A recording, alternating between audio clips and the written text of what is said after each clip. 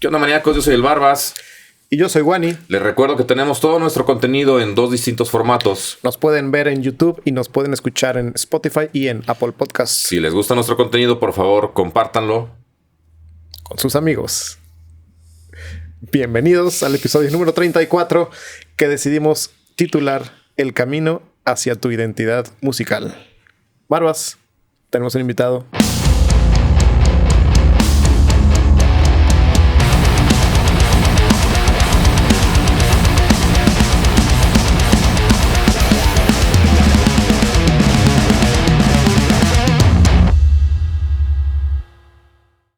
Y el día de hoy tenemos un súper invitado. Keyo González está aquí con nosotros, bajista, un músico increíble aquí tanto en la escena local tapatía como en la escena mexicana y latinoamericana y mundial. Y creo que una de las barbas más espectaculares de la escena mexicana. Bienvenido, Keyo. Muchísimas gracias por estar aquí con nosotros. Que lo digas tú vale mucho. Gracias. Bienvenido, Keyo. Muchas gracias. Es un gustazo, en verdad. Muy contento estar aquí contigo. Muy contento. Por fin. Andaba yo por aquí caminando. Y justamente en ese momento salí por papitas. Dijimos, ¿qué onda, güey? ¿Cómo estás? A vaciar las cubetas. Aguas. Sí, ahí les da. Bien. Creo que tenemos un tema muy importante de qué hablar, pero Barbas, me gustaría que tú le hicieras la pregunta. Ándale. La pregunta. Will you marry me? No estábamos hablando de eso. Esa pregunta, ¿no? Ok. ¿Cómo tú eres un bajista que es reconocido tanto por tu técnica, como por tu sonido, como por tu estilo, como inclusive por tu presencia escénica? Y estábamos hace rato platicando, antes de empezar a grabar, de que estaría chido tocar el tema de cómo buscar o cómo encontrar o cómo empezar a labrar este camino para encontrar esa voz propia, ese sonido propio que nos pueda llegar a caracterizar y de alguna manera diferenciar o distanciar del resto de los demás. Uh-huh. Y creo que tú eres un ejemplo perfecto de estos términos que acabamos de decir. Primero, muchas gracias, ¿no? Digo, por las flores. Yo particularmente no me considero un bajista pulcramente técnico en el sentido en el sentido en el cual uno diría esta es la mejor técnica o la técnica perfecta para tocar. Y creo que mucho de eso también viene del hecho de que yo no... yo soy un 98% lírico, ¿no? Entonces yo aprendí a tocar en base de emular lo que escuchaba, ¿no? Entonces mucho de ese emular creo que nos lleva a tu pregunta, ¿no? Que es, ¿cómo creas una voz, ¿no? Y creo que uno cuando empieza a tocar en realidad no es un tema que uno tenga en mente. O sea, uno no empieza a tocar diciendo quiero sonar diferente o quiero ser alguien que suena así. Porque para llegar a ese punto creo que uno tiene que aprender a usar sus herramientas, a madurar todo lo que te conlleva después a decir, este es mi sonido, ¿no? Yo creo que es como un proceso, ¿no? Digo, no sé cuánto tiempo o cuándo empezaste tú a tocar, ¿no? Pero cuando yo empecé, no había YouTube, ¿no? No, tampoco. Entonces a nosotros nos tocó empezar a tocar en una época en la que no podíamos, en su gran mayoría de las veces, ver cómo estaban tocándolo, ¿no? Yo me acuerdo, y el único que yo sí pude ver cómo tocaba, pero no me clavé en descifrar su técnica fue Cliff Burton, porque ese fue el que sí me impactó. Yo lo vi y dije, eso quiero yo. Pero creo que el aprender a tocar fue más el escuchar, ¿no? El escuchar y cómo, ¿será que le hacen así? ¿Será que usan esto para sonar de esa manera? ¿Será que...? Entonces fue una búsqueda a través del emular, del cómo hacer que yo suene así o hacer que yo pueda sacar sonidos que hacen eso. Me acuerdo que la primera canción que yo intenté slapear incluso fue la de Higher Ground de los Chili Peppers. Y esa, por ejemplo, yo nunca vi a Flea tocarla. Pero me acuerdo que iba en camión al ensayo en Mazatlán y entonces todo el ensayo, todo el camión fui escuchando la canción. Me acuerdo que acababa y la regresaba. Entonces llegué al ensayo y entonces dije, pues creo que debe ser eso. Entonces le pegué y luego la jalé. Entonces dije, pues tal vez eso es, ¿no? Y a partir de ahí pues dije, pues voy a empezar a tocar slap. Conocí a Primus y lo mismo, ¿no? Era cuando bajábamos los tabs en texto. Claro. Entonces me tocó, pues ahí dije, mira, voy a ver. Obviamente todos esos tabs estaban mal, pero te daban una referencia, ¿no? Era así como pues por aquí es, ¿no? Entonces lo mismo, empecé a sacar rolas de Rush, de Primus. Y yo desde un inicio también empecé a coquetear con los efectos. Por lo mismo de mi influencia con Cliff Burton, mi primer pedal fue un compresor, pero luego me hice de un wah, ¿no? Y luego me hice de un multiefectos que tenía distorsión, chorus y delay. Y entonces pues ahí mis pininos, pues sacando texturas, sacando sonidos, ¿no? Entonces desde un principio también pues le perdí el miedo a explorar, ¿no? Explorar en el bajo. Mucho de ese llegar a un sonido, pues por ahí empezó, ¿no? Por esa emulación, pues empezar a combinar, empezar como a tratar de digerir y tratar de realizar efectos o sonidos. El inicio fue lento porque en realidad, digo, no tenía yo acceso a tanto equipo, diferentes bajos o más cosas que a mí me nutrieran, pero sí me crearon como esas bases que dijera, si hago esto va a sonar así, si hago esto otro va a pasar esto. ¿Cómo combino los efectos? ¿Cómo hago esto? Entonces mis primeros años pues fueron pues tocar, ¿no? Más que nada enfocarme en tocar. Y llegar a un punto en el cual, o sea, porque yo me acuerdo que sí, empecé a tocar y sí fue clavarme mucho y eran ensayos de casi llegaba yo a la casa y no agarraba el bajo y no lo soltaba hasta que me dormía. Y ahí sí creo que uno, cuando empieza a tocar, sí tiene que, tan rápido como se pueda, llegar a un punto en el cual sabes que de ahí es. Porque si luego le vas dando y luego lo dejas y lo agarras y ahí te la llevas, pues llega un punto en el que pues ya lo dejas porque no le dedicaste y no llegaste, no pasaste como el límite que te dice ya estás más allá del bien y del mal, ¿no? Y yo me acuerdo que yo sí rápidamente, o sea, yo sí me clavé y me puse a darle. Y te digo, fue solo. Entonces, pues mucho de la forma en la que yo toco no es... Pues creo que no es según los cánones de la técnica, ¿no? Del bajista.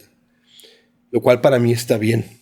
Porque creo que eso me ayudó también como a forjar un poco ese camino, ese sonido, esa mezcla de muchas cosas que de repente yo siento que a algunos bajistas les da miedo explorar o que sienten que no es su rol, ¿no? Sienten que no deberían de estar ni siquiera pensando en poner efectos o no deberían de siquiera pensar en solear o no deberían de...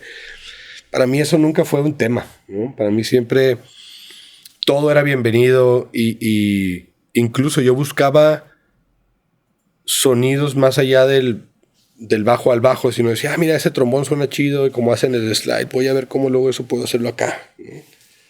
Entonces siempre como buscando pues, expandir la paleta, ¿no? Experimentar, pero siempre creo que experimentar consciente, ¿no? Porque a lo mejor puedes llegar a... Pones los pedales y ya digamos que sonaste similar a tal cosa, ¿no? A tal bajista, pues a tal canción. Pero saber qué es lo que estás haciendo. O sea, a ver, ¿cómo lo lograste? Ah, mira. Y no necesariamente explicarlo, sino saberlo. Mira, si le mueves a esto y a esto y a esto y le sumas y le quitas y le pones, vas a lograr determinado sonido. Sí, y algo, digo, y esto ya es más a la fecha, ¿no? Algo a lo que uno debería de tirarle es de que las herramientas que tú usas no son... O sea, tú no compras y luego averiguas qué hago con él. O sea, más bien, uno debería... De escuchar o poner atención a los sonidos que hay en tu cabeza. Sea una referencia de una canción, sea algo que tú escuchas, ¿no? Y la experiencia de usar diferentes efectos, diferentes pedales, procesadores, cómo los combino, qué va cómo, es lo que te dice, creo que si hago esto, pongo esto de esta manera, voy a hacer que suene así, ¿no? Y ahí es donde llega un momento en el que uno cuando ya madura su sonido, sí dice, me hace falta esto para entonces poder lograr ese sonido. Y no es comprar y luego ver qué hago con todo lo que compré, ¿no? Irlo trabajando, pues irlo en realidad depurando para que sea la herramienta la que te ayuda a realizar esos sonidos o a llegar a realizar eso que estás escuchando y no hacerte de cosas nomás para ver a dónde me llevan, ¿no? En un inicio tal vez puede ser ese el camino de experimentación donde no, esto no era, entonces lo vendes y ya después compras otras cosas y vas aprendiendo qué sí te gusta, qué no te gusta, qué te acerca a lo que quieres y lo vas trabajando. Por ejemplo, yo este año cumplí 30 años, ¿no? Cumplí 30 años que empecé a tocar el bajo. Y sí te puedo decir yo que, por ejemplo, los últimos, ¿qué serán? Tal vez de 12, 14 años es cuando ya dije, de aquí soy. O sea, ya sueno como quiero sonar. Tal vez unos 12 años, ponle. Ya sueno como quiero sonar. Ya sé qué es. Y de aquí en adelante, pues nada más tal vez pues pulir, seguir evolucionando. Pero ya, o sea, ya creo que logré llegar, ¿no? A la meta del timbre, del tono, qué instrumentos son los que mejor se me acomodan, cómo lograr qué, ¿no? De cómo mejor expresarte, ¿no? Expresar eso que tienes en la cabeza. Sí, y eso que hablabas de la voz, ¿no? Porque más que la voz es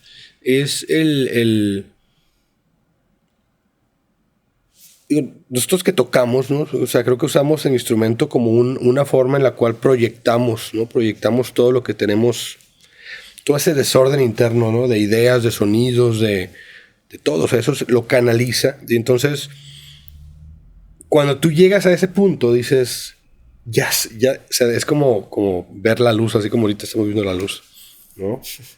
Y dices, voy a tomar una foto. Tú sigue creo para que que ya, lo vean. ya sé cómo es, ¿no? Ya sé cómo logro todo eso, ya sé cómo plasmarlo. Y un problema que, por ejemplo, yo me acuerdo que tenía muchas veces que grababa es, pues yo tenía mi sonido tal vez todo ya bien trabajado y llegaba, me grababan y lo escuchaba y decía, no, eso no suena a mí, ¿no? Yo iba a hacer esa pregunta. Cuando estás diciendo que haces tu sonido y que ya tienes tu sonido desde hace 12 años, ¿es tu sonido que sale de tu amplificador, no el grabado? Primero fue del amplificador, o sea, fue llegar y decir, como me estoy escuchando ahí, ya estoy, ¿no? Y luego me empecé a dar cuenta de que no se estaba grabando, no se estaba plasmando eso. Okay. Y ahí fue entonces donde yo empecé a trabajar. Me acuerdo que mi primer experimento fue de que yo armé un ISObox en mi casa, ¿no? Fui al Office Depot, me compré unos AAA de 18 milímetros, entonces vi cómo y armé una caja de 1x1 con 2 capas de AAA, le puse esponja acústica, metí una bocina de 4x10, 2 micrófonos y la cerré.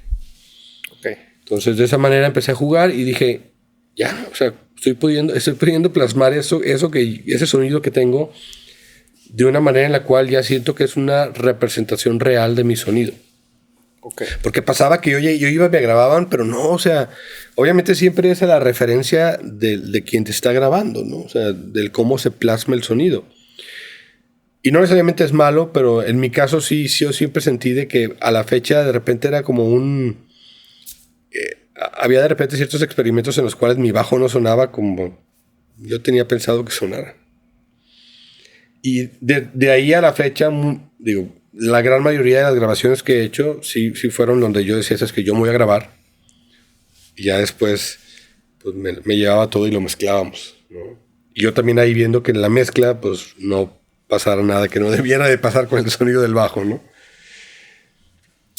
Pero era más como mi fijación en asegurarme de que el sonido, porque en mi caso, pues con el uso de los efectos y las diferentes capas en las cuales yo de repente empiezo a trabajar mis sonidos, sí tenía que, o sea, sí me gusta asegurarme de que todo esté en su lugar, ¿no?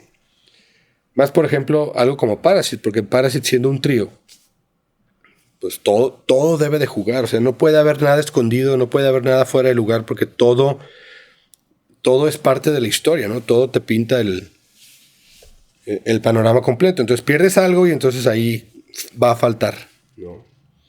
Entonces para mí era muy importante que sobre todo ahí todo se plasmara, ¿no? Y esa voz, ¿no? Ese llegar a esa voz debe ser un ejercicio en el cual conscientemente, a través de los aprendizajes, el uso de tus recursos, el uso de tus sonidos, la técnica, cómo la implementas y cómo llegas, y obviamente mucho de eso depende también del escenario en el cual tú como músico estás jugando, ¿no? ¿Cuál es tu papel ahí? Entonces ahí es donde haces que todo cuadre, ¿no? Porque, por ejemplo, incluso en mi caso, ¿no? O sea, mi rol y mi sonido en Parasite no es el mismo que en Nata. Y no es el mismo en otros grupos. Porque depende del estilo, depende de lo que quiero proyectar, de lo que quiero que pase, ¿no? Y se trabaja de esa manera. No traes el mismo gear a un Parasite que un Nata, ¿cierto? En realidad, por ejemplo, ahí lo único que cambia es el bajo. Ok. Pero sí cambia en cuestión de gear. Pero en cuestión de mi enfoque y cómo toco, sí toco diferente. Porque, por ejemplo, creo que la principal diferencia es que en Nata no toco slap, por ejemplo. No hay ningún slap en Nata.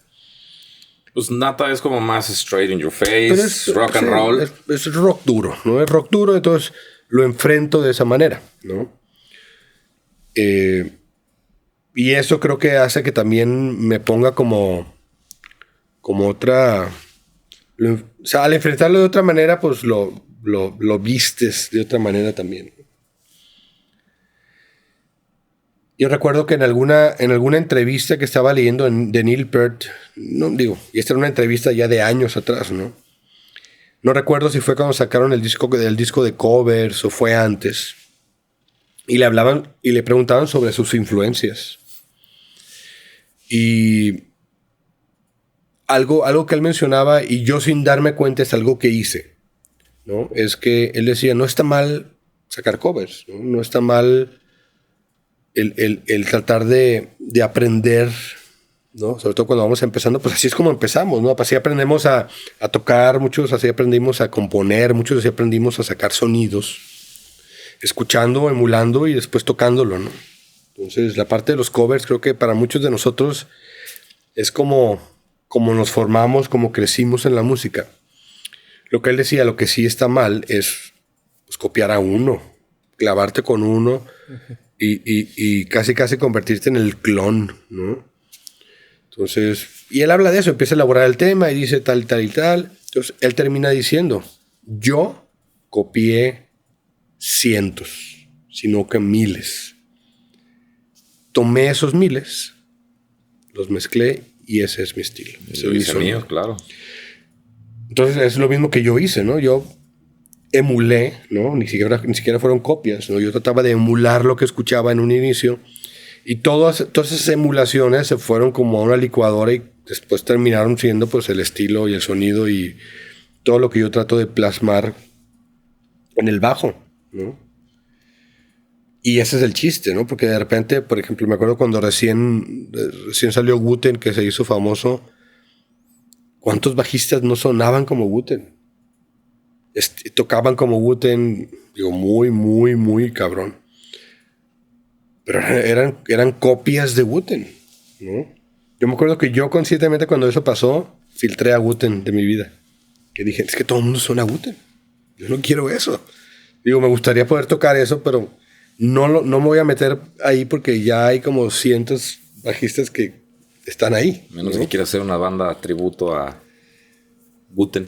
Digo, me pesa porque digo, hay mucho de lo que ahí salió que de repente no manejo y hace poquito me puse a tratar de aprender algunas cosas que ya se me quitó el miedo al sonido de Wu-Tang. O ya pasó como el brete en el que todo el mundo suena como Wu-Tang, pero lo mismo pasa con guitarristas o con bateristas donde de repente alguien es el de moda y todo el mundo lo copia, pero pierden el foco, ¿no? Y entonces se clavan tanto en una cosa, en una persona, en un sonido, que pierden su identidad, ¿no? Aquí lo importante es eso, o sea, no, está bien que aprendas, pero o sea, crea una voz, ¿no? Crea algo donde que te escuchen y digan, yo creo que ese es Barbas. Todos nuestros ídolos tuvieron sus ídolos, que a su vez tuvieron sus ídolos, y siempre todos los músicos reconocidos que han marcado etapas en cualquier instrumento y cualquier momento de la historia, digamos, actual, te hablan siempre que se inspiraron en otras personas, uh-huh. ¿Sí? Como lo que tú tratas de decir, lo que tú estás diciendo, yo interpreto como no tengas miedo a tratar de estudiar el estilo, estudiar el sonido, estudiar la técnica, conocer el gear de otros, de los que te gustan. Y de ahí, me gusta esto, me gusta esto, me gusta esto. Y de esta manera haces tu propio licuado, ¿no? Y lo que se va a dar cuenta también es que eso pasa inconscientemente. O sea, no es un ejercicio en el cual tú dices, voy a aprender esto. No, o sea, al tú ir conociendo, aprendiendo, en el camino vas haciendo eso, ¿no? Y vas convirtiendo tu voz, y vas proyectando tu voz a través de la mezcla natural de todo eso. No creo que lo puedas hacer demasiado consciente, porque si lo forzas, ahí es donde creo que no se digamos, no cuaja. Se rompe. Tiene que ser algo natural, ¿no? Donde tú estás aprendiendo, estás conociendo, y en ese proceso, ¿no? Aprendes a usar tu gear, aprendes a tocar, aprendes a escuchar, aprendes a combinar y terminas ahí, ¿no? En tus sesiones de estudio, y hablo quizás un poco más a tiempo atrás, pues, dedicabas o cómo seccionabas tus sesiones de estudio, porque sé que le has dedicado mucho tiempo a la parte de tu instrumento, a la parte de tu sonido, a la parte de tus efectos. ¿Cómo lo seccionabas o cómo lo seccionas en tiempo, pues? Por ejemplo, todo mi inicio en realidad fue tocar, ¿no? Fue ese, por ejemplo, algo, te digo, yo fui casi lírico, pero cuando empecé a tocar, creo que la mejor lección que me dieron en las primeras 2 clases y únicas que me dieron, casi me dijeron, mira, así se afina, estas son las notas. Esta fue mi primera lección. La segunda fue, vamos a sacar 5 canciones de oído. Entonces, de entrada, le perdí el miedo a usar mi oído, ¿no? Le perdí el miedo a decir, pues, deja analizo, deja escucho, ¿no? Y lo saco, ¿no? Entonces sacamos 5 canciones. Y a partir de ahí eso fue, ¿no? Yo empecé a seguir sacando canciones de oído, me hice de taps, empecé a sacar los taps, empecé a como todo ese proceso de escuchar, de tocar. Me hice de mi primer banda y pues tocábamos covers, empezamos a componer canciones, y pues mucho era ese proceso, ¿no? Y hubo un momento en el cual dije, sería bueno empezar como a conocer un poquito más de música, o empezar a saber qué estoy haciendo, ¿no? O empezar a subir la vara, pero de una manera más educada. Y entonces ahí fue donde como que empecé oye, por ejemplo, veía que un amigo iba a clases, entonces, oye, ¿qué es eso? ¿No? Pues, oye, pues enséñame eso, ¿no? Las escalas y los modos y diferentes ejercicios como para digitación. Entonces, mucho de lo que yo hacía entonces era, de repente, pues me ponía a darle a los ejercicios de digitación. Y el principal ejercicio que yo hacía era el de las permutaciones, ¿no? Donde tú recorres el brazo con todas las diferentes combinaciones de la mano izquierda, ¿no? Y ese ejercicio lo hacía, lo hice por mucho tiempo. Y eso me ayudó a darle independencia a mis dedos de esta mano, ¿no? O sea, poder tocar diferentes patrones sin mayor problema, ¿no? Y otra cosa que hacía es que de repente también, sobre todo en el bajo, algo importante era crear la condición de esta mano, ¿no? O sea, para poder de repente pues tocar. Pues, yo siempre he tocado metal, entonces pues siempre fue, pues tengo que asegurarme que esta mano pues tiene la condición para pues alcanzar a las púas tocando sus tresillos poderosas, ¿no? Y en ese transcurso dije, oye, me acuerdo que en una de esas vi tocar acababa de salir el disco de Infectious Grooves de Family Psycho o Psycho Family, y pues esa es una canción que Trujillo la toca a 3 dedos, ¿no? Entonces me acuerdo que me di a la tarea de sacar esa canción, y a partir de ahí no solté los 3 dedos, porque dije, oye, pues, o sea, fue así como que también una revelación, ¿no? Ya están ahí. Dije, no manches, si con 2 dedos puedo hacer esto, ahora imagínate con 3, ¿no? O sea, todo lo que puedo lograr. Entonces empecé a trabajar mucho lo que era la técnica con 3 dedos. Y mucho ha sido de repente así, ¿no? Ha sido, mira, esa técnica me gusta. Y por ejemplo, me acuerdo que la única vez que me senté, por ejemplo, yo te estoy hablando de que empecé en el 92. Y no fue así, no, hasta como por ahí del 90 y... ¿qué será? 96, 7. Que llegó un amigo, un gran bajista de Mazatlán, el Sumo. Y es la única vez que yo, de toda mi vida, me sentaba con otro bajista a que me pasara algo. Y me acuerdo que me pasó 2 técnicas que hasta la fecha son las técnicas que más utilizo para slapear. Que es para hacer los tresillos y para hacer otras cosas. Me acuerdo que eso, cuando él me lo pasó, tuve que practicarlo y practicarlo y practicarlo hasta el cansancio. De esas de que pues, los dedos tienes ampolla sobre ampolla. Pero también como que me abrió un poquito, porque hasta entonces no había tenido yo que practicar algo tanto para que me saliera. Porque son de esas técnicas que en realidad tienes que practicarla para que te salga. Entonces fue la única, creo que de las únicas veces donde sí me tuve que clavar a ese nivel, ¿no? Y a partir de ahí, pues ya tenía como yo ya más armas, ¿no? Era como que mi arsenal, digamos, de técnicas como que lo sentí un poquito más robusto. O sea, no era tan al ahí se va o a ver qué sale, sino ya era algo un poquito más formal.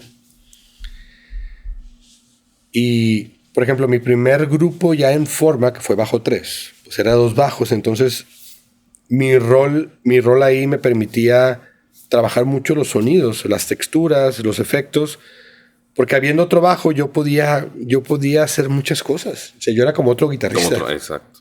Y en ese entonces ya traía yo un bajo de 6 cuerdas. Mi bajo de 6 cuerdas, el primero, me hice de ese en el 94. Y en el 94 era muy raro ver un bajo de 6 cuerdas. ¿No? Y entonces eso me habilitó también y me abrió mucho el panorama de lo que podía o de las cosas que se me ocurrían que pudiéramos hacer, ¿no? Ya más adelante, por azares del destino, alguien me prestó un bajo de 4 cuerdas después de 8 años de solamente tocar 6 cuerdas. Y cuando agarré el de 4 dije, ¿qué es esto? O sea, lo navegaba como si fuera nada, ¿no? Y entonces poco a poco empecé como a regresar a las 4 cuerdas. Creo que 4 es lo que más usas. Ahorita sí. Sí, ¿verdad? Aunque de un tiempo a la fecha también como que ahora estoy regresando a las 6 cuerdas. 5 no. No, 5 no me gustan. No Siento que el 5 es como un punto medio, así como... Si vamos a ponerle más cuerdas, que sean 6. ¿No? Si no, pues vamos a las 4. Y 4 estamos bien. 5 siempre las sentí como tibio, ¿no? Y en realidad te digo, en estos 30 años pues, ha sido un proceso en el cual, pues en bajo 3 obviamente aprendí muchísimo y mucha de mi formación pues fue ahí. Cuando entré a Clon, ahí mis sinapsis se reconectaron completamente, porque si bien yo ya traía pues toda esa escuela pues de efectos, de técnicas, de sonidos, del qué hacer, del solear, pero cuando llego ahí, haz de cuenta que todo lo que había aprendido lo tuve que desaprender para volver a aprender a tocar algo completamente fuera de, ¿no?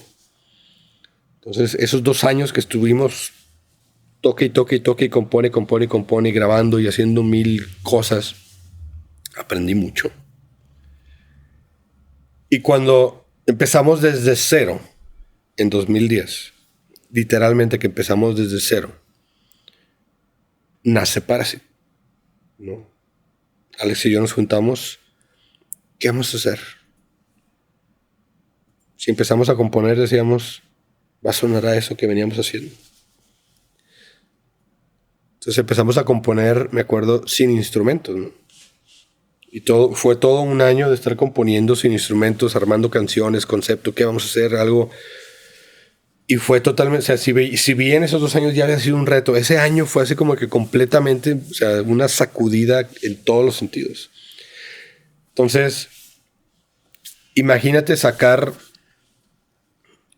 o sea, eran canciones que nosotros habíamos hecho, pero como no las tocamos, tuvimos que aprender a tocar eso, ¿no? Y era como tocar música ajena, porque no eran patrones a los que estuviéramos acostumbrados. O sea, a lo que yo más de alguna vez le he llamado las muletillas musicales, que es, tenemos nuestros mismos patrones, nuestras mismas figuras, que muscularmente ya podemos hacer naturalmente y ni cuenta nos damos, y si empezamos a palomear, es lo que vas a tocar.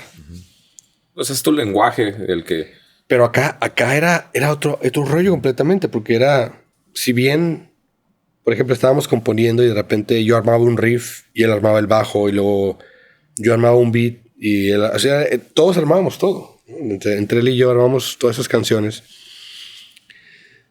Pero al sacarlas era, oye, pues, ¿qué es esto? O sea, un acorde donde tenía y entonces fue a aprender. Entonces, lo que me dejó todo ese ejercicio que a la fecha me sirve mucho es que cada que llego a ese punto ya tengo más elasticidad, tanto mental como de digitación, ¿no? Para poder tocar patrones, acordes y cosas que normalmente no tocaría. O sea, sí me sacó un poquito y me ayudó a que esa elasticidad existiera. Lo que estoy entendiendo es, en esta época nada más estaban Alex y tú. Al principio éramos Alex.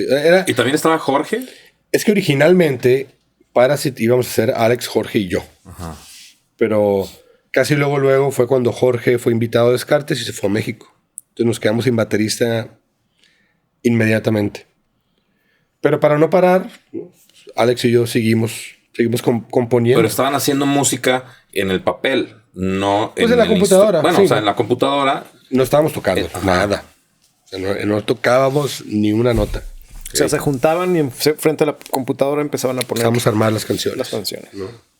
¿Qué? ¿Guitar Pro o Sibelius? Guitar Pro. En Guitar Pro. Y era un ejercicio en el cual...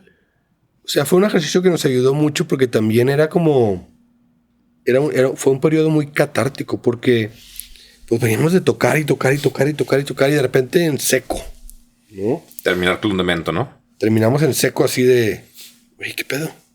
¿Qué hacemos? Y traíamos la idea de hacer Parasite. Y Parasite nació como un proyecto, o sea, desde su concepción, instrumental, ¿no? Y eso nos daba entonces la tarea y el reto de que los instrumentos tenían que entonces tomar ese primer plano, ¿no? En todos los sentidos. Y éramos 3 nada más, entonces teníamos que asegurar de que todo eso sucedía. Entonces, todo ese ejercicio fue justo el trabajar el concepto, el cómo íbamos a componer, cómo iban a ser las canciones, qué iba a pasar. Y me acuerdo que, por ejemplo, la primera canción que yo intenté tocar me tomó una semana poder nada más de pe a pa tocarla. No bien, ni rápido, pero ya podía tocarla. Uh-huh. Y así poco a poco, y después pues poderlas ensayar, después poderlas grabar, y después poderlas tocar en vivo. O sea, fue todo un proceso, ¿no? Sí es súper diferente hacer música pensando únicamente con el oído y haciendo la música escrita y sabes que cómo debe de sonar y cómo quieres que suene, independientemente de tus limitaciones o no limitaciones, ya sea técnicas de gear, etcétera. Es como muy diferente a agarrar tu instrumento y pues a ver qué sale, ¿no? Claro. Y como tú dices, tienes esas muletillas y siempre uno recurre a ese lenguaje que tiene, porque pues la música son frases, ¿no? Sí. Y son frases que uno como tú dices, tal cual, la memoria muscular ya está y ¿qué es lo primero que haces? Taca, taca, taca, ¿no? Esa figurita porque siempre la haces, nada más le cambias la nota. O la nota, el ton. Pero si lo haces... Si el lo baterista haces, el mismo ritmo. exactamente. O sea, si lo haces escrito o de esta manera que no es primeramente en el instrumento, ¿cómo se descomponía antes? Pues, que no estamos reinventando la rueda, ¿no? O sea, Claro, en realidad, digo, claro, esa es la forma claro. clásica de hacerlo. Algo que nosotros aprendimos en el proceso es de que, más allá de lo que tú dices de usar el oído, es que en realidad era un proceso muy, muy gráfico, muy visual. O sea, estabas viendo la música. Y al ver la música, entonces tú podías trabajar las dinámicas, el cómo la guitarra y el bajo y la batería no solamente tocan juntos, sino al contrario, cómo haces que toquen separados y complementen y creen entre los tres tocando cosas diferentes música, ¿no? Y eso fue, digamos, que de los mayores aprendizajes en el proceso. Digamos que conforme hemos evolucionado la música con Parasite, ya no todo es escrito. Ya gran parte no es escrito, pero o es una combinación de, pero siempre es el explorar, ¿no? El seguir explorando el expandiendo. Y no necesariamente porque también, digo, pasa algo interesante con Parasite. Nosotros no nos consideramos, por ejemplo, progresivos.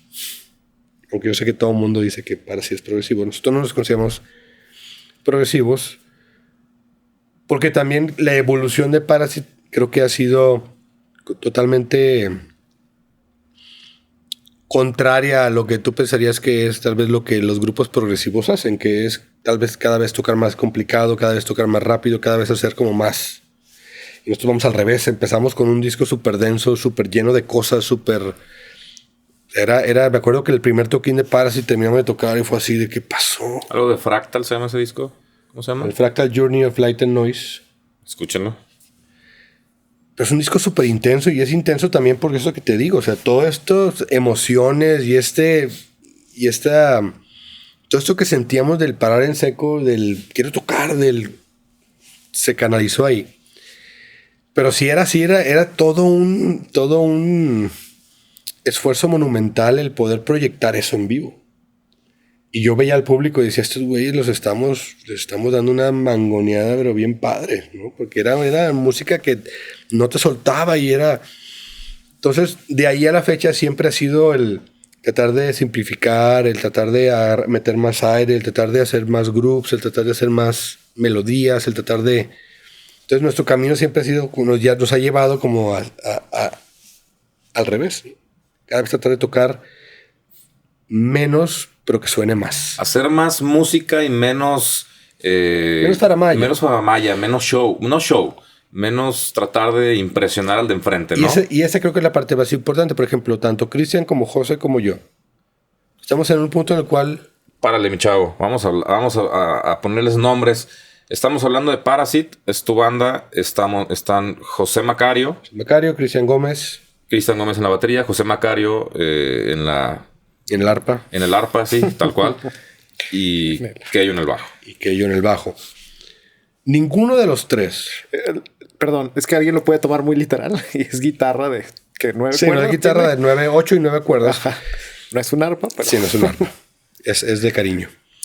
Pero la realidad es que ya estamos en un punto en el cual en realidad no nos interesa demostrar nada ni que la gente crea que somos los mejores del mundo. No lo somos. Ni intentamos aparentarlo.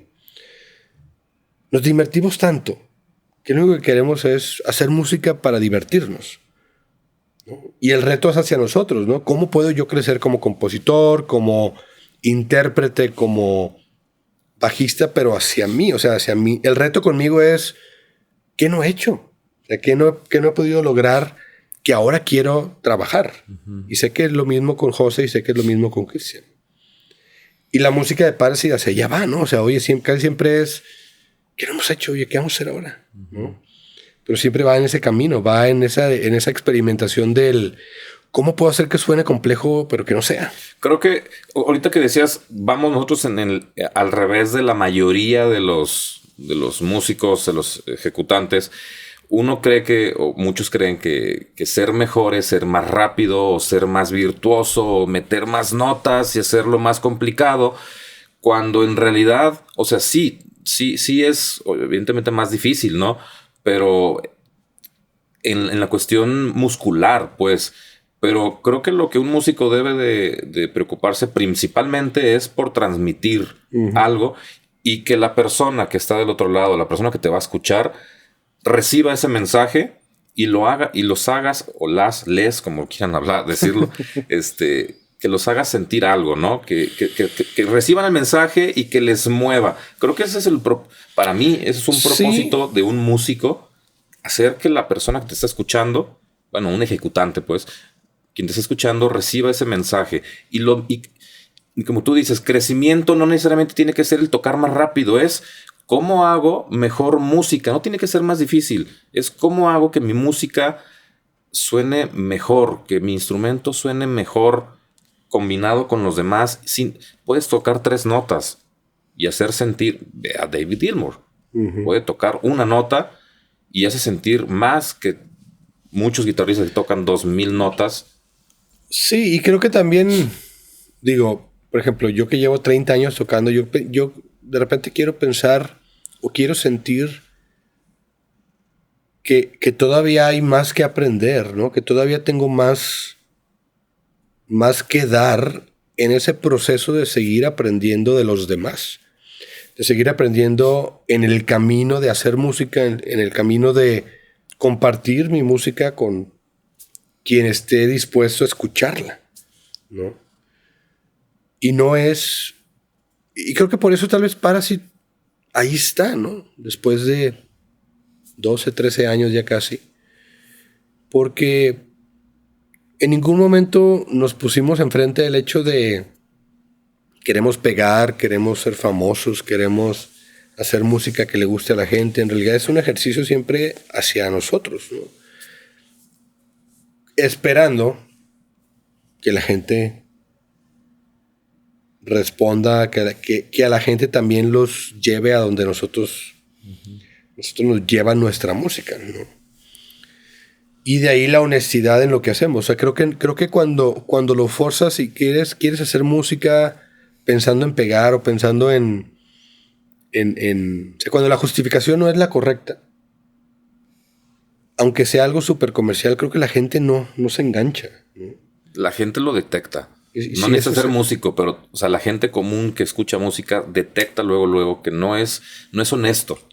No es honesto, ¿no? Y aparte, si regresamos, por ejemplo, al tema de tu voz, es fingir, ¿no? O sea, estás truqueando tu identidad, porque no estás siendo honesto ni contigo mismo, ¿no? Y el reto ahí es, por ejemplo, para los que tenemos más de una banda, y que son bandas que también de repente son diferentes géneros o diferentes... Pasa algo muy interesante, ¿no? Y ahí es donde no necesitas tú tener o buscar tener diferentes voces, porque esas voces salen naturalmente. Y la forma en la que yo lo explicaría, y de hecho creo que esto se lo escuché a Les Claypool, de hecho, y lo escuché y dije, tiene todo el sentido del mundo. Tú no le hablas de la misma manera a tu novia, que a tu mamá, que a tu abuelita, que a tu jefe. Y no lo piensas. O sea, no es como que deja ahora, cambio el efecto porque lo voy a hablar. No, o sea es algo que pasa naturalmente, ¿no? No le hablas igual. Lo mismo pasa cuando tocas.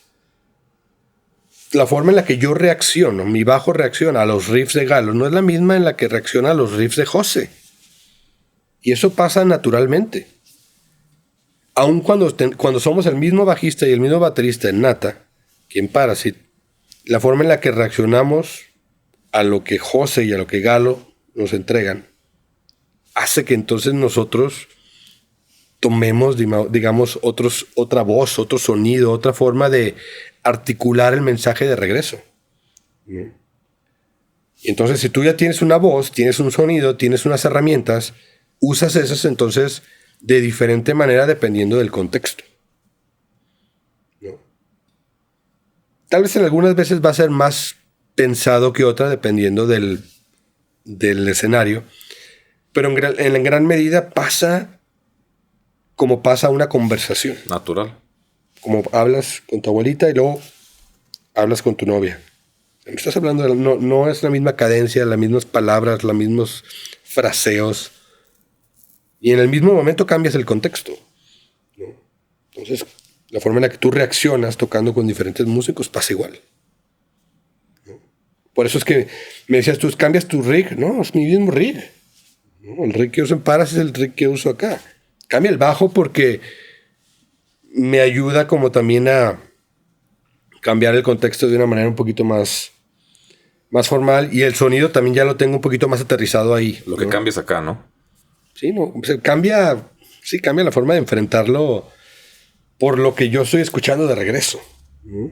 El guitarrazo no me viene de la misma manera. Y aquí se me viene a la mente algo que es, creo que muy importante. Siempre, siempre, siempre donde estés tocando, sea una banda, estés en una sesión de jam, con quien sea que estés compartiendo eso, siempre aprender a escuchar al de al lado.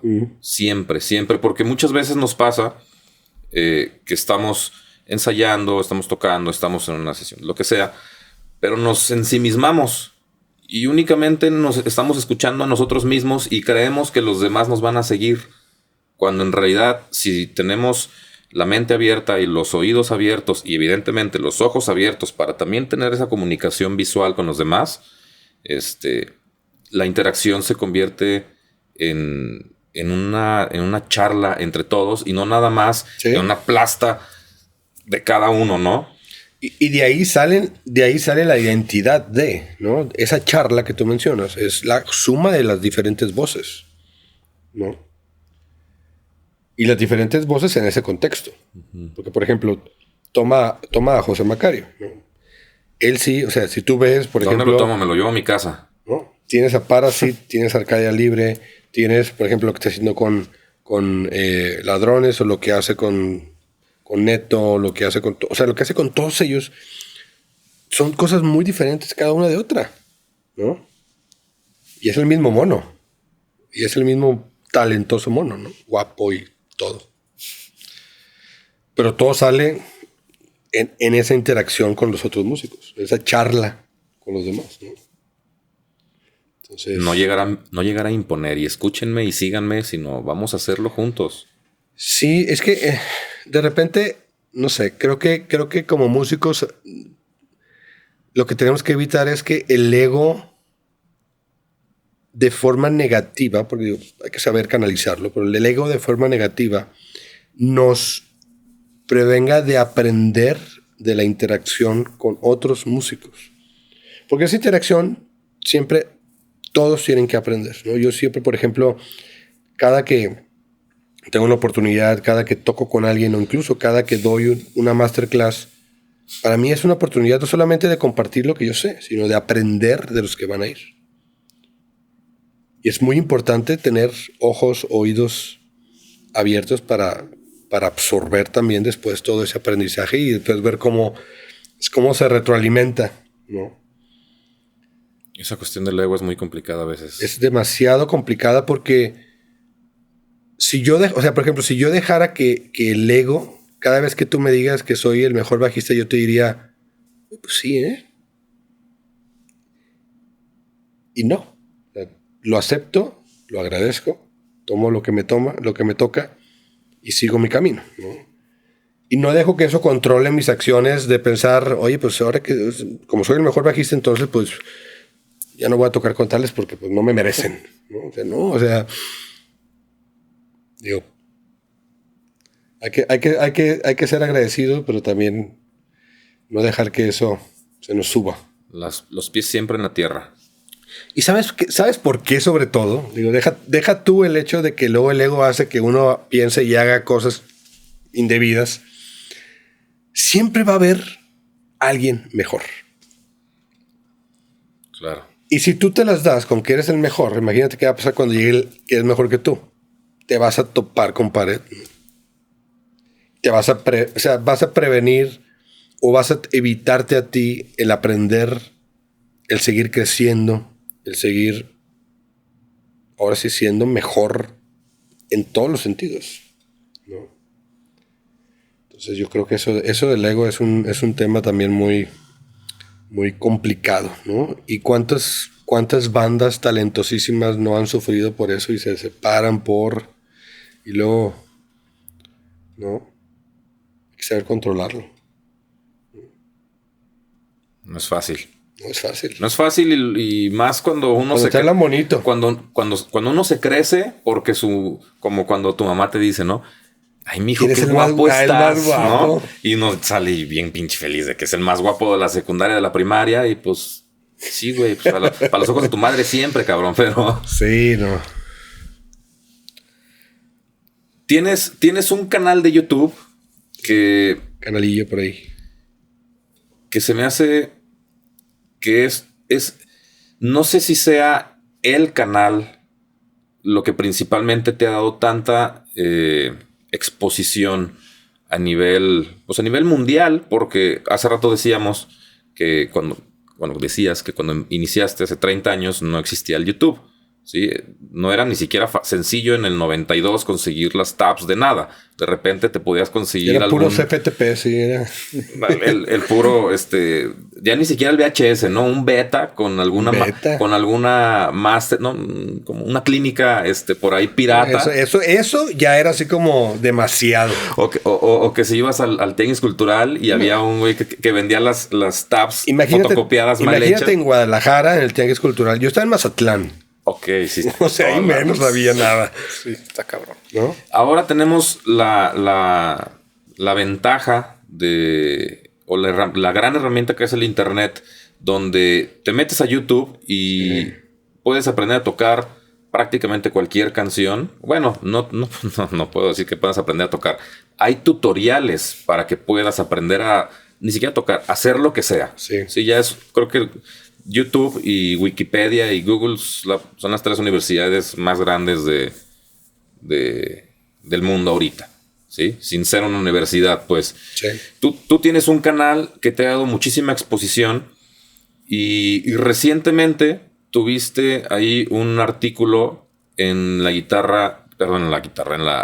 revista Guitar World. Uh-huh. Es una revista que yo sigo desde cuando inicié en esto de la música. Sí. Durante muchos años yo pagaba mi suscripción para que me llegara la revista aquí a México. Y las guardo con muchísimo cariño. Y cada que conocía ahí a alguien, que veía artistas emergentes, artistas nuevos, el artista de del mes, etcétera, pues siempre era ir a buscar la manera de conocer su música, su obra, y pues hay con quienes te quedas y hay con quienes pues, de plano no te identificas. Saliste recientemente en un artículo de Guitar World y a lo que vi te dio una exposición. Ya tenías mucha exposición a nivel mundial, pero ahora como que fue un parteaguas, ¿es correcto? Sí, pero particularmente de mi canal, ¿no? O sea, ciertamente creo que mucha de la exposición fuera de México fue gracias al canal. Y la forma en la que ese canal se dio también fue una forma muy orgánica. Demasiado orgánica, porque me acuerdo que un día estaba tal vez en algo de Parásito, estaba tal vez grabando algo, componiendo algo, y entonces de esas veces de que te llega un correo te lleva un link te lleva a otro lado, y llegué y cuando menos me di cuenta ya estaba viendo yo el canal de Steve Vai de YouTube. Un video, otro video, y dije, mira usted qué chido, y puro video así como que random, pero disfrutando ver a Steve Vai tocar, ¿no? Y luego vi cómo se llamaba su canal, se llama Steve Vai Himself. Entonces dije, ¿sabes qué? No tengo ningún video en línea, dije, no, o sea, llevo, en ese entonces, pues ya eran 20 años, dije, llevo 20 años tocando y no tengo ni un video. ¿Será que armo mi canal del mismísimo Keyo? ¿No? Y en ese momento entré a YouTube y armé mi canal, ¿no? El mismísimo Keyo. No había ni un video, pero ya existía el canal. Suscríbanse al canal del mismísimo Keyo, por favor. Y bueno, ahorita creo que ya se llama Keyo González, ¿no? Pero en ese entonces se llamaba el mismísimo Keyo. O sea, como Steve Vai Himself, este era el mismísimo Keyo, ¿no? Y luego dije, ¿qué voy a subir? ¿No? Porque la realidad es, o sea, digamos que mi tren mental de ideas era, pues voy a subir contenido, pero no quiero que sea el típico canal de YouTube, ¿no? Y entonces dije, ¿sabes qué voy a hacer? Voy a comprar una GoPro y voy a empezar a grabar. Y en ese entonces acababa justo de armar mi ISObox, creo. Y dije, voy a grabar canciones de mis bandas. Grabarme canciones. Entonces, si tú ves los primeros videos que hay en mi canal, pues tengo canciones de Bajo 3, de Clon, de Nata, de Parasite, ¿no? Y entonces, ya que grabé algunas, dije, ¿sabes qué voy a hacer? Voy a empezar a grabar videos de covers de bajistas, bandas, canciones que me formaron, que me hicieron Kello González el bajista, ¿no? Y así empecé, ¿no? Canciones de Rush, de Primus, de Metallica, de Megadeth, de Matt Payne, y así me la llevé. Y hubo, sobre todo en un inicio, si tú ves las fechas, me agarró una rachita en un inicio donde grababa y subía una canción por día. Y cuando menos me di cuenta ya tenía 100 videos arriba. Y después ya las empecé a especiar más porque fue un inter en el cual Nata no tocaba mucho, Parasite y entró en un limbo, empezamos a trabajar el segundo disco y de repente ya los soltamos Parasite. Y cuando empezó Parasite ya más en lleno, por ahí el 2015, pues tuve menos tiempo para estar haciendo covers. Pero en ese entonces me di cuenta que algo pasó, que de repente más gente estaba viendo los videos, más gente empezaba a ver los videos, más comentarios, más interacciones. Y pues yo le respondía, ¿no? Yo ahí de, sí, chido. Y siempre me decía, deberías de grabar y tocar esta. Y no, yo sí, sale. Y a la fecha me siguen pidiendo canciones y mi canal, pues no es un canal de complacencia. O sea, sigue siendo en realidad un canal en el que yo grabo canciones de los bajistas que me inspiraron, de las canciones que me hicieron, de los grupos que me gustan, ¿no? No es un canal para demostrarle al mundo que toco rápido, que toco fuerte. No, es lo que me gusta hacer y ahí les va. Y si les gusta, chido. Lo que sí, y creo que es lo que me ha ayudado mucho a diferenciar un poquito mi canal y que la gente tal vez a eso es a lo que más se ha clavado, es que hace rato, creo que antes de que empezamos a grabar hablamos, yo soy muy clavado. Muy clavado. Entonces, algo que sí dije cuando empecé mi canal y empecé a grabar, dije, el bajo va a sonar perro. Y cuando empiece a grabar los covers, voy a tratar de que el bajo suene tan cercano a como ese bajo fue grabado en esa canción, ¿no? Hablábamos del uso de las herramientas, de todo, cómo lograr, cómo plasmar. Y dije, va a ser aparte un buen pretexto para usar mis bajos. Porque de repente tener un bajo ahí guardado y no usarlo, pues así, mira, tengo un pretexto de sacar un P-Bass, ¿no? Ese Precision no lo uso, pues lo voy a usar para cuando grabe los covers, ¿no? O cuando haga sesión, pero pues, sobre todo con los covers, pues les doy rotación y les doy uso, ¿no? Y ejercito cómo hago que suene así. Pues mira, hago esto, muevo esto. Entonces, en ese entonces, cuando yo empecé el canal, pues grababa con el ISObox, tenía mi pedalera, ¿no? Todavía la pedalera de pedalitos. Y pues ahí le movía, grababa, y entonces empezó a haber como movimiento, ¿no? Y después me hice de la Helix en un afán de facilitar mis trayectos, sobre todo cuando tenía que viajar en avión. Mi pedalera pesa 25 kilos. Entonces, llevarme 25 kilos es una maleta. Entonces, siempre tenía que sacrificar sonidos, armar una pedalera más chiquita. Entonces, con la Helix. Y la Helix me daba aparte todavía más potencial porque yo tenía forma de tener más sonidos, más pedales, más cosas al alcance. Y empecé a trabajar también con la Helix y entonces hubo una diferencia también ahí, ¿no?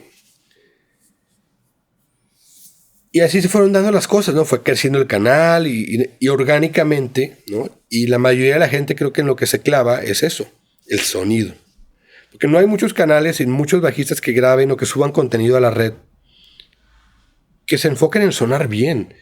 Y desde el día cero, para mí, creo que parte de mi cruzada con el bajo siempre fue yo quiero que el bajo suene bien. O sea, más allá de la técnica, más allá de que siempre me preocupé por pues tocar bien o estar preparado, pues yo siempre quise que el bajo sonara bien. y fue parte de, o sea, no era ajeno a. Para mí siempre fue el bajo tiene que sonar bien. Y para mí era, y sobre todo antes, creo que de un tiempo a la fecha como que ya hay más bajistas preocupados por su sonido.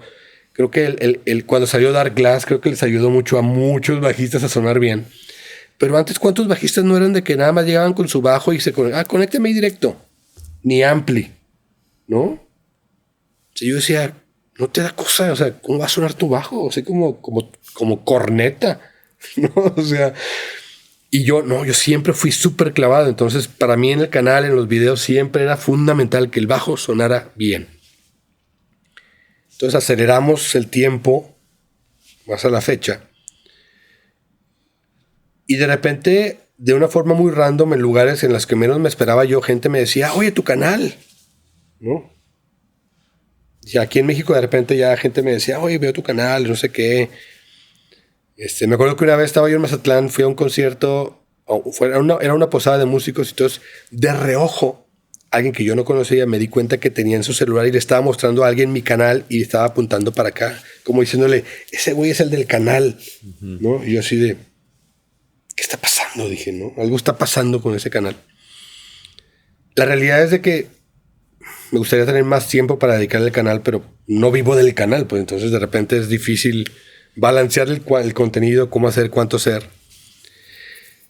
Y ya, pero sí, o sea, se lo sigo trabajando y ahí está, ¿no? De tiempo pasa la pandemia, revivo el canal, empiezo a hacer, no llores, todo va a estar bien. Y empiezo a subir más contenido. Y en el Inter, cuando todo empieza a reavivar después de la pandemia, me invita un amigo. Bueno, primero me dice, oye, pues ¿sabes qué? Me dice, estoy involucrado en la apertura del Museo Cliff Burton en Suecia, cerca de donde fue el accidente. Te latería ir a tocar. Obviamente sí. Pero no le dije sí luego. O sea, sí lo pensé. O sea, dije, ¿será que sí? ¿Será que no? ¿Qué hago? Y entonces, ya que lo logra, o sea, se logró todo eso y estuvimos ahí, pues en lo que era la apertura del Museo Cliff Burton. Pues me presentan ahí, ¿no? Al editor en ese entonces de la Bass Player Magazine, ¿no? Que es Joel McIver, quien me entrevistó. Pero platicando ahí nos hicimos compas y entonces pasó algo muy random. Y ahí sí yo dije, ¿qué está pasando? Me dice, mi hijo es fan de tu canal de YouTube. Yo así de... O sea, el editor de Bass Player Magazine me está diciendo que su hijo, que también es bajista, es fan de mi canal de YouTube. No sé por qué. Ese morro que empezó hace 30 años a tocar el bajo en Mazatlán, que compraba la Guitar World en el kiosquito ahí los domingos, con sus domingos. Y me sales ahora con esto. Le digo, ¿no? O sea, ahí como que tuve una explosión mental, así como esas de que ves tu vida pasar. Yo dije, qué loco, ¿no? Qué loco. Y estoy aparte ahorita en Suecia tocando en la inauguración del Museo Cliff Burton, que es el primer bajista con el que yo dije, yo quiero ser eso, ¿no? Y estoy parado frente al Memorial Stone donde él murió. Dije, ¿por qué? ¿No? O sea, ¿por qué está pasando todo esto? Y de repente me tomó mucho recapacitar y recapitular. Y dije, ¿qué tan importante es el tener claro qué quieres hacer, a dónde quieres llegar y cómo quieres lograr hacer todo eso que te estás mentalizando? Lo importante es tener esas metas, ¿no? Entonces, estoy seguro que en algún lugar de mi mente estaba el yo voy a hacer eso. Yo quiero lograr eso. ¿Cuántos de nosotros no hemos pensado tal vez si me entrevistaran un día, ¿no? Y pasó de una forma tan natural. O sea, te lo juro que si yo hubiera tal vez... Y la importancia de tener una meta, pero aparte de trabajar Y aparte, o sea, estar preparado para, ¿no?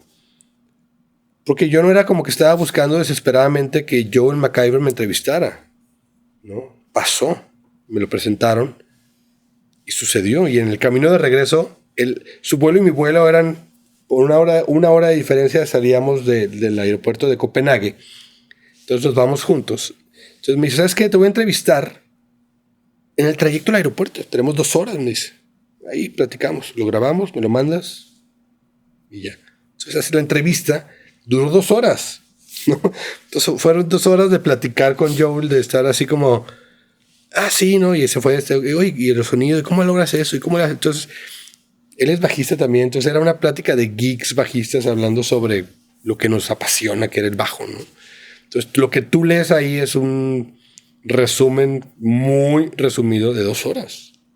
2 horas de plática así de compas, ¿no? Así de hablando de bajos, de música, de Cliff Burton, de Metallica, de cómo empecé, de por qué, mucho de lo que platicamos ahorita, ¿no? El cómo se dieron las cosas, cómo se dio mi técnica, mi sonido. Pero fíjate cómo llegamos a ese punto, ¿no?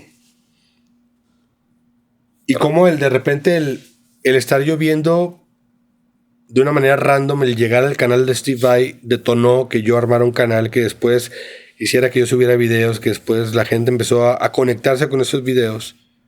Y llegamos varios años después a que Joel McIver me estaba entrevistando para Bass Player Magazine.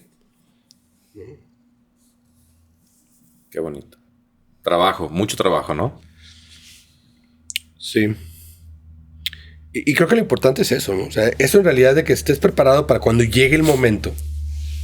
Creo que no es algo a la ligera. O sea, sí tienes que estar preparado. Estar preparado, las oportunidades no se dan. No se dan mucho, a veces no se dan. Y cuando se den, como tú dices, siempre estar preparados para que esa oportunidad detone muchas más oportunidades y mucho más crecimiento, ¿no? Sí. Porque sí es, ¿no? O sea, las oportunidades, esos son momentos en los cuales estás listo o no, lo tomas o no, y es un volado, ¿no? Y eso puede ser el parteaguas para que estés acá o estés acá.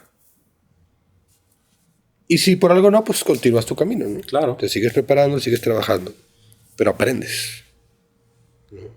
Eso es importante. Siempre aprender de cualquier situación, buena, mala, aprender y crecer, tener un crecimiento siempre. Sí. Es lo importante, amigos.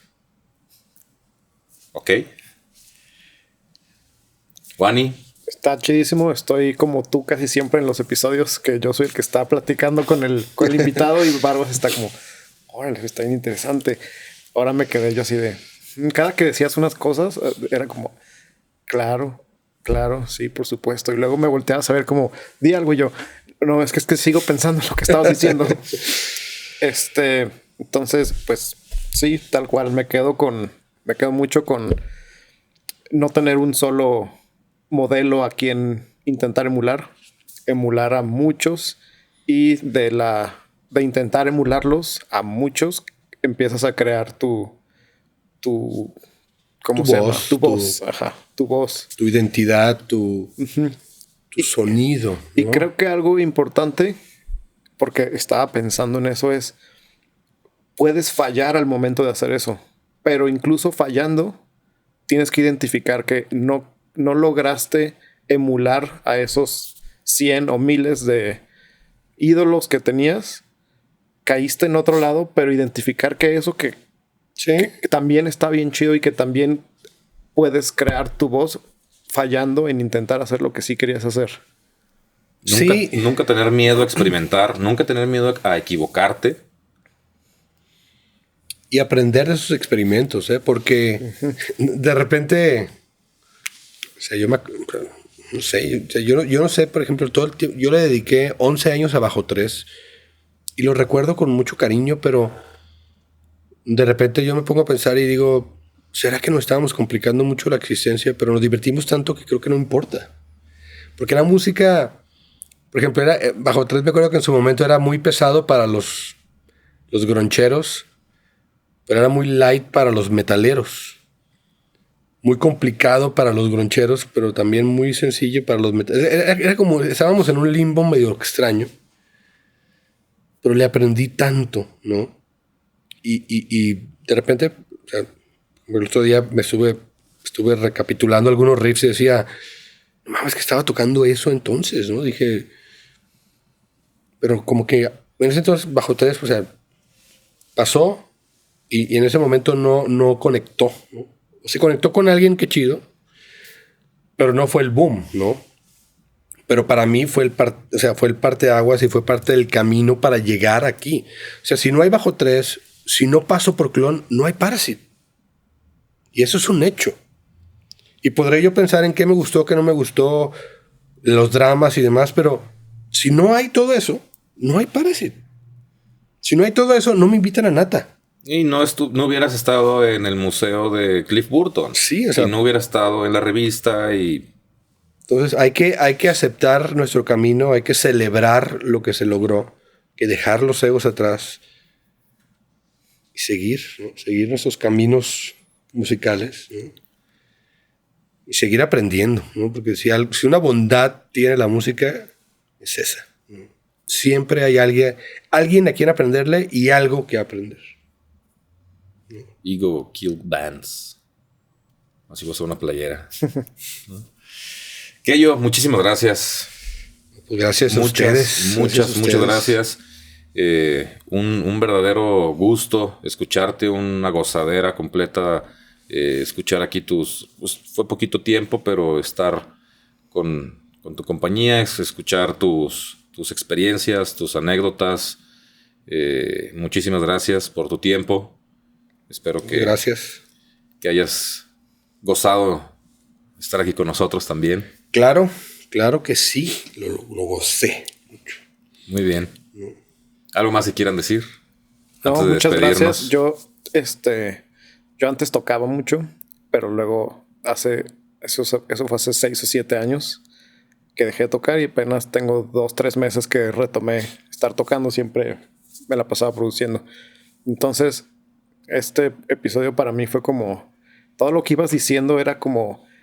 Obviamente no tuve el mismo camino que tú, pero yo creo que hay muchas cosas de las que dijiste que los músicos que tienen más de 20 años tocando han pasado por cosas similares. Entonces era como, sí es cierto. Entonces me trajo un montón de memorias a mí, de recuerdos de mis primeras bandas y de cuando empezaba a tocar.